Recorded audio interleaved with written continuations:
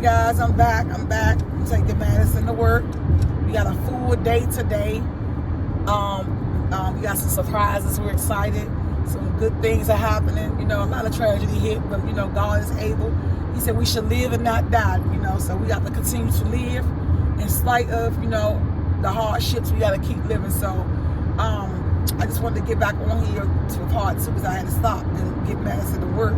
But it says, 1 Peter 2:9, it says, but ye are a royal priest, a chosen generation, a chosen people, a royal priesthood, a holy nation, God's special possession, that you may declare the praises of him who called you out of darkness into his wonderful light.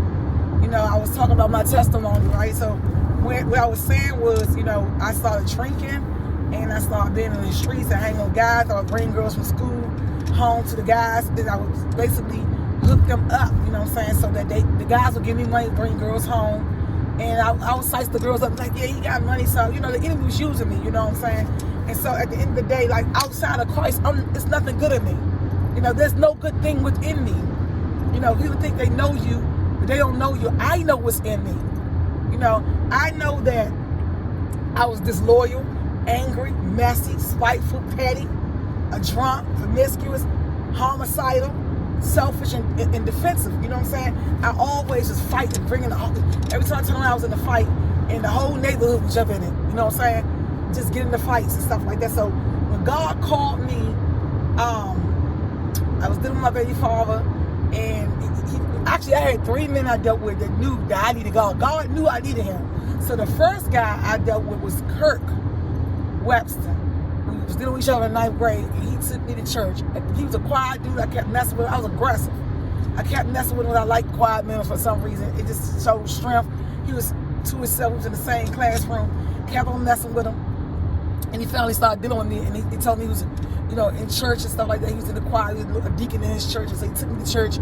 I accepted the Lord, and I got baptized. No, actually, I accepted the Lord when I was 12 at Independent Baptist Church. It was a hearing impaired church out of Clinton. And I heard the word, and it was describing me, and I said, you know what, I'm going to get saved. So I got saved at that church. I left and went back in the streets. But I met Kirk in high school, and he said, come on, go to church with me. So I went to church with him, and I got baptized. Kirk was the best, one of the best, well, he was the best man I ever had.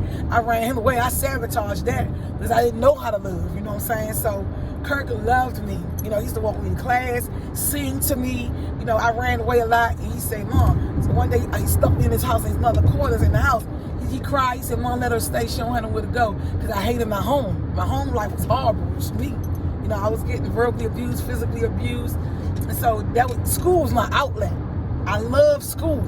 You know, I could read real good. I was very witty, I loved to debate. And so the teachers realized that I was talented and gifted, and I was good. You know, I had a good skill set. So I wouldn't even come to class half the time. I would pass the test. And let me just tell you how the enemy was.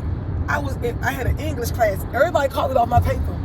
And the teacher gave me a D because I was vocal. He didn't like me.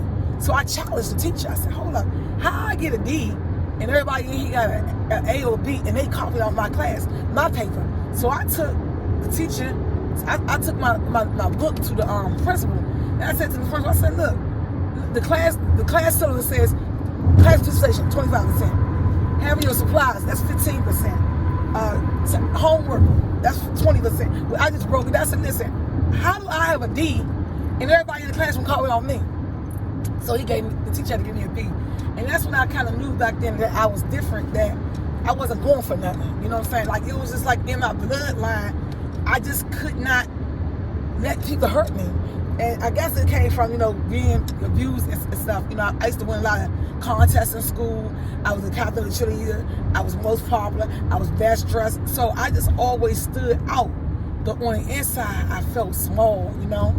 And then one day, Jesus which was Ishmael's brother, he said, Lucia, why you guys low self-esteem? And I was like, you know, I'm black, I'm skinny, you know.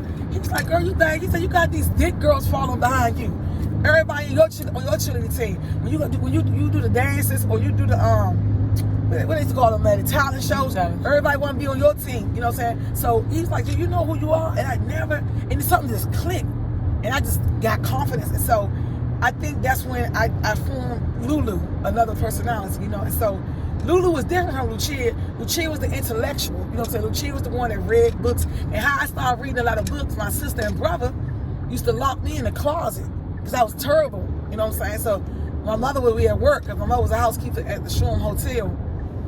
And my sister and brother, I used to get on their nerves, they would lock me in the closet and keep me there until my mother came home from school. So it worked. So I would be in there from like 4 o'clock, because we got out of school at 3:15. So like 4 o'clock, then my mother, until like 6 o'clock, my mother got home, they leave me in the closet. So I started getting used to being by myself, and I would read books, and I would escape my pain in the books. So when I got taken from my mom, and I moved out, then we finally got taken from my mother, because my mother was like the dude abuser, and she was letting me and Gene get beat all the time. He didn't really beat Boo, because Boo's father was home, our father was locked up. So he didn't, Joe, the guy name was Joe, he didn't really beat Boo, my sister. He used to beat me and Gene all the time. And so that's why my brother became who he became. You know, my brother was, you know, he was thorough. He was like, you know, he had, you know, once he got that gun, and he could box too. He won the Golden Glove, so, you know, that formed an anger in him, and me and him could relate. So, long story short, what I'm trying to say is that, you know, God, when people look at somebody and they say, well, you know, why they like they are, you know, this is my life, you know. So I just want to share with you guys why I love God so much, and because I love him because he first loved me. You know, I faced many dangers, being hard-headed, being in the streets. You know, one time I went down Stacy House, we went down Moy Avenue to Harlem, Stacy Winters. Me and my friends, and I'm walking, running my mouth. All the big girls behind me, and Pam, this girl named Pam that lived on Moy Avenue, mother said to me, she drove up, she said, little girl, and she stopped her car. I was like, she was looking at me, I was like, who is that? It's like, that's Pam. I said, oh, she crazy. Because Pam had a real strict mother. She said, God gonna get you one day. And I was like, what? You know, so I never really paid attention until I got saved. I was like, that lady knew that God was going to call me, because I had leadership skills back then, but I didn't understand it. Like, all the girls wanted to hang with me, and I would bring home a lot of kids back in the day.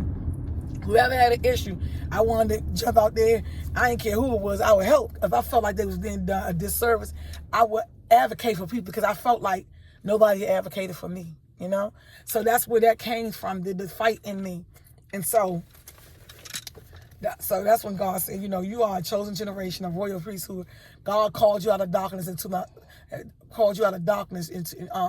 his wonderful light. So that's what happened. God called me out of darkness, and that's why I called my nonprofit Chosen Generation, Chosen to Win.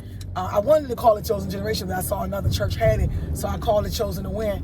And my why for Chosen to Win was for returning citizens and their children, because my mother was incarcerated and my father, and everybody always worried about, you know, doing their recovery process when I was going in and out the AA rooms with her, and going to rehab. I used to stay with my mother, and going to all of the recovery spots. Everybody wanted to talk about the addict, but no one ever wanted to talk about what the addict child was going through, or what the child was going through. Their parents was incarcerated.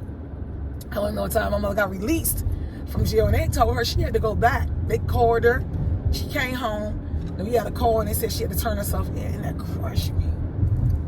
I finally was able to see my mother, because when she was home, I used to see my mother, because she used to be around Home of God, it's Eastover. I go down Eastover, her picture all up, wanted, you know what I'm saying? My aunt used to have to call the hospital to see where she was at, was like on a Jane Doe list and stuff like that, because we couldn't find her. You know, people would tell me, I seen your mother over in the alley, or I seen your mother over here, and that used to hurt me, because it was embarrassing. You know, my mother was sick. My mother had a bad shape. When she was fly, she was the cleanest one. Like, we was living on 4th Street, and we had got the maintenance man was like, y'all got the best house around here. It's very clean. So we always had, you know, things wasn't a problem. It was, you know, just the dysfunction, the drugs, the abuse, you know what I'm saying? So my Aunt Sherelle, always, I was little, but my sister and brother went for it, but I wasn't going for it. So I called my aunt, like, Sherelle, you gotta come get us. And that's how me and her got close, because I was always the one saying, he beat my mother, or, you know, we need help, come get us. And so Sherelle finally took us. And that's how we wound up getting with Sherelle. And with Sherelle, she was good to us. Like, every Saturday we would go out to eat and, you know, go shop. And we had to get up early morning to go clean up 4 o'clock in the morning, 5 o'clock in the morning, wash our clothes, clean up real good. And she would treat us to Chesapeake Bay Seafood House. We'd go to the mall, get everything we wanted. So that wasn't an issue. It was just like, I was young and I wanted my mother. And no matter what she did for me, I was never satisfied. I just wanted my mom. So she was trying to buy me things, and she just couldn't figure out why I was never grateful. And it wasn't her. She did everything she could to love me. But I wanted my mother. And it hurt her sometimes. So she would get frustrated. I would cry. She's like, go sit your ass down. Go lay your ass down. You know, cussing and stuff. And like, that made me, like, I didn't know how to, you know, I was young. So I didn't understand, like, when my mother was clean, I was sleeping in her bed. We was very close. I would go with her to work. You know, me and my mother was very, very close. So the withdrawal process was difficult for me. So it's just like I started being promiscuous because I needed to be touched.